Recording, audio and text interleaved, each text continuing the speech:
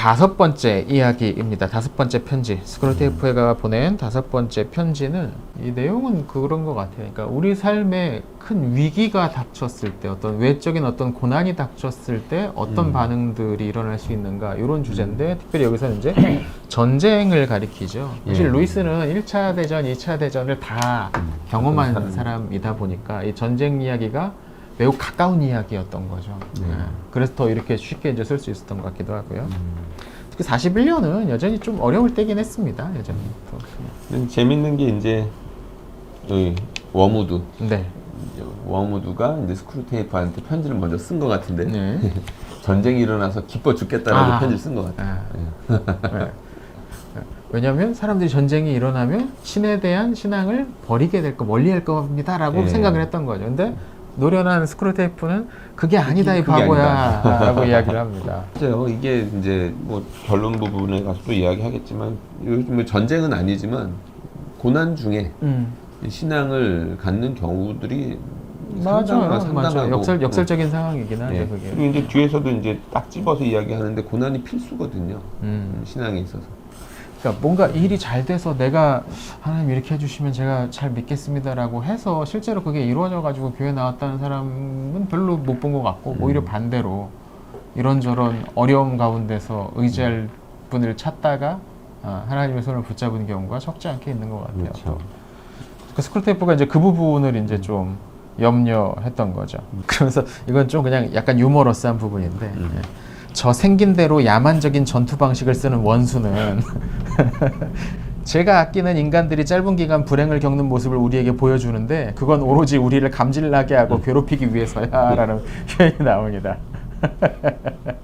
이런 얘기 나오죠. 전쟁과 관련해서 설명들을 그러니까 이거는 현학적인 얘기가 아니고 이건 진짜 경험에서 나오는 이야기인데, 전쟁 그 자체에는 우리에게 결코 유리할 것 없는 경향들이 포함되어 있으니 말이다 하면서, 물론 상당한 분량의 잔혹성과 음탕함을 기대할 수는 있다. 하지만 주의하지 않으면 오히려 이런 재난을 통해 수천 명의 인간들이 원수에게 돌아서는 꼴을 보게 될 수도 있고, 수만 명의 인간들이 자아보다 더 고귀하다고 믿는 가치와 명분으로 눈을 돌릴 수도 있다.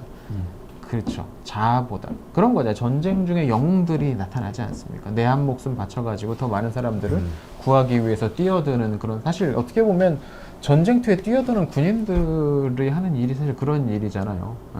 나는 죽을지 모르지만 내 뒤에 있는 사람들을 구하고 싶다라는 가족들을 위해서 굉장히 고귀한 어떤 그런 희생 정신. 그러니까 그런 것에 눈을 뜨게 되는 걸 오히려 스크루테이프는 염려하고 있다라는 거죠. 사람이 그런 가치에. 그렇죠. 여기서도 이제 1장에서 4장까지 나왔던 주제, 진지하게 생각하는 것과 연결이 될 수밖에 없죠. 전쟁을 하면 이런 끔찍한 인간의 잔혹성 가운데서 생각을 안 할 수가 없잖아요. 인간이 뭔지, 죽음이 뭔지, 삶이 뭔지에 대해서 생각하게 되거든요. 순식간이라도. 그렇지. 죽음을 앞에 두었을 때의 사람만큼 깊이 고민하게 되는 상황은 없는 것 같아요. 네. 그런 상황에서. 지금 병원 신방 같은 데 가보시면은 사람들 마음이 되게 더 열려있는 것들을 보게 되죠. 그럴 때. 그렇죠. 보통은 생각을 안 할 수가 없죠. 근데 여기 이제 어떤 얘기가 나오냐면, 전쟁 이야기 하면서 그 반대편에 있는 이야기이기도 한데, 요양원 이야기가 나와요. 네. 그러니까 그보다는 모든 인간이 값비싼 요양원에서 죽는 게 우리한테는 훨씬 더 좋은 일이다. 뭐 실버타운 생각나요. 그렇죠? 거기에서는 우리에게 잘 훈련받은 거짓말하는 의사, 거짓말하는 간호사, 거짓말하는 친구들이 죽어가는 환자한테 살 수 있다고 장담하며, 아픈 사람은 멋대로 굴어도 좋다는 믿음을 부채질하고, 더 나아가 우리 일꾼들이 제 역할만 해준다면 성직자가 환자한테 제안하는 것들을 죄다 보류시킴으로써 실제 상황을 은폐할 수도 있다. 우리 시대에서 일어나고 있는 일들이거든요. 그렇지. 죽음이 지연되는 게 복인가? 라는 고민도 철학적으로, 신학적으로 해볼 필요가 있는 것 같아요. 그러니까 되게 중요한 목회적인 이제 지점들을 알려주는 건, 하나는 이제 지금 그 이야기. 그러니까 죽음에 대해서 진지하게 생각 못하게 하는 부분이 있어요. 그런 부분. 일단 최대한 오래 살아. 그렇죠. 그 부분이 있고. 그게 절대 선이야. 지금 그러니까 육체적인 수명을 늘리는 게 절대적인 선이 돼버리고, 다른 건 고민이 전혀 들어가지가 않는 거죠. 그렇죠. 그 안에. 연결된 이야기이기도 한데, 아픈 사람 혹은 여기 이제 빠진 건데, 노인은 멋대로 굴어도 좋다는 믿음을 부채질한다. 그것도. 똑같이 우리 하나님께서 주신 의무가 있거든요. 그렇죠. 아픈 사람에게도 그 사람 수준에서 해야 되는 할 수 있는 일들이 있겠죠. 네. 근데 이제 이것을 이제 값비싼 요양원이 그런 생각 못하게 가로막는다는 거예요. 물질로. 되게 세련된 유혹의 방법입니다. 예. 그죠? 모든 것들을 다 처리를 해주는 거죠. 나는 그냥 먹고 배설하고 멍하고 있으면 돼. 즐기고 그냥 그러고 있으면 돼. 마지막이니까 이제 할 만큼 했으니까.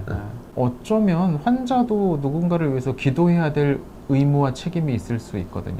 본인이 내가 아파 죽을지도 모르는 상황, 꼭 죽지 않더라도 사실 환자도 누군가를 위해서 누군가를 위해서 기도해야 되는 책임은 모든 그리스도인들이 함께 지어져야 되는 짐이잖아요. 그 짐은 같이 져야 되는데 환자도 마찬가지지. 무조건 그러니까 뭐 환자를 우리가 함부로 대하라 이런 얘기는 당연히 아니죠. 그런 얘기는 아닌데 환자들이 어떤 이런 영원한 어떤 이런 거에 대한 가치나 이런 것들에 생각을 전혀 하지 않고 그냥 현재에만 집중한 채 살아가는 것들은 분명히 염려되는 부분이다 라는 부분. 물론 그런 건 있어요. 그 요양원이라든지 실버타운이라든지 아무리 시설이 좋고 훌륭한 의사 선생님들이 있어도 죽음을 직면하고 있는 사람들의 두려움을 없앨 수는 없거든요. 뭐 최대한 뭐 지연시킬 수 있겠지만 아까 이야기하신 것처럼 뭐 병문안을 가거나 요양원이나 병원에 가면 진지하게 생각을 안 할 수가 없어. 뭐 그렇긴 하죠. 뭐 그런 부분들을 아예 뭐 루이스도 모른다라는 얘기는 아니고. 네네. 그러나 이제 죽음을 환기시키는 것도 우리에겐 크나큰 재앙이다. 전쟁이 죽음을 환기시키는 것이 그렇죠. 우리에게 크나큰 재앙이다. 이거는 이제 여기서는 전쟁 이야기일 수 있는데 우리 시대에서는 죽음을 좀 격리시켜놨잖아요. 요새 죽음에 관련된 책이라든지 좀 많이 보셨을 텐데 죽음, 질병 이런 것들을 우리 사회랑 공동체, 가깝게 공동체랑 격리시켜놨거든요. 그러니까 상관없는 것으로 만들어 놨죠. 그러니까 죽음이 나하고는 상관없고 아니면은 막연하게 두렵게만 여겨지게끔 하는. 죽음이 가지고 오는 유익이 또 있죠.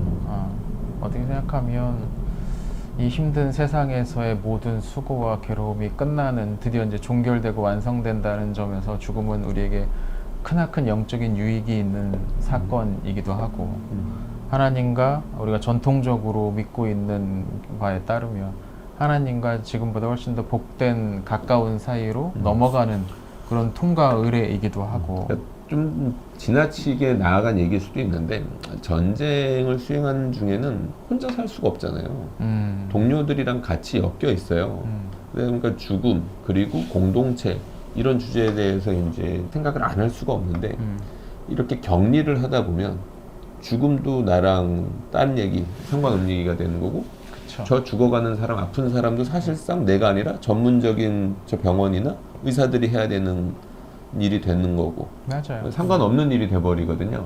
근데 고난은 사실은 그 개인에 엮여 있다. 다른 사람들이랑 관련돼 있다. 요거를 생각해주는 중요한 매개가 돼요. 고난은.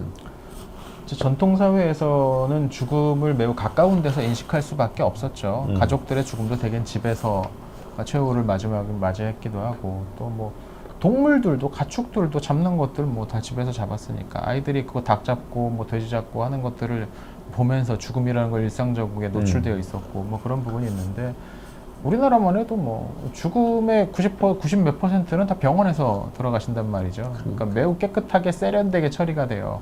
소독돼서 그렇게 처리가 돼 버리니까 애들은 돼지가 공장에서 나오는 줄 안다 막 팩에 담겨서 돼지가 나오는 줄 알지 돼지가 실제로 어떻게 되는 과정인지도 모르고 이 죽음에 대한 것들도 확실히 좀 다시 한번 생각해 보게 만들게 하는 그런 편지가 아니었나 그런 생각이 듭니다. 네, 뭐 결론 부분이기는 한데 원수편에 속한 일당들 이제 신자들 얘기겠죠. 고난이 이른바 구원에 꼭 필요한 부분이라는 사실을 원수에게 똑똑히 들어 알고 있다. 그렇죠. 성경에 보면 그런 이야기가 투성이고 그리고 이제 고통의 문제를 또 쓰지 않았습니까 이분이 그런 얘기가 나와요. 고난받은 것이 내게 유익이라는 그 시편 말씀 그거 딱 인용하면서 이런 말씀이 2000년 넘게 사람들에게 사랑을 받는 이유는 있다다 그 이야기 하거든요. 고난이 유익인 이유가 마지막으로 하나 아주 간단하게 또 읽어보면 마지막에 그런 얘기가 있어요. 공포라든지 사별처럼 육체적 고통에 당할 때는 이성이 일시적으로 마비된 상태를 틈타 바로 그 순간에 인간을 잡아챌 수 있지. 우리가 완전히 약해져 있을 때 우리를 잡아챌 수 있다는 거죠. 설사 그런 경우라 하더라도 인간이 원수의 본부의 구원을 요청하기만 하면 그의 요새는 거의 언제나 보호받게 되어 있다. 예. 기도 응답이 된다고 지금 마귀가 확신하고 있어요. 저희 아버지도 굉장히 오랫동안 이제 병원 생활을 하시면서 온 진이 다 빠진 상태에서 제가 사람이 죽으면 끝이 아니고 또 다른 세계가 여전히 이어집니다라고 말씀을 드렸을 때 그렇겠지라고 대답을 하시는 거예요. 은혜로워요. 맨 마지막 그런 지금 이야기하신 부분. 절박한 기도는 응답됩니다. 그렇죠. 그럼요. 네.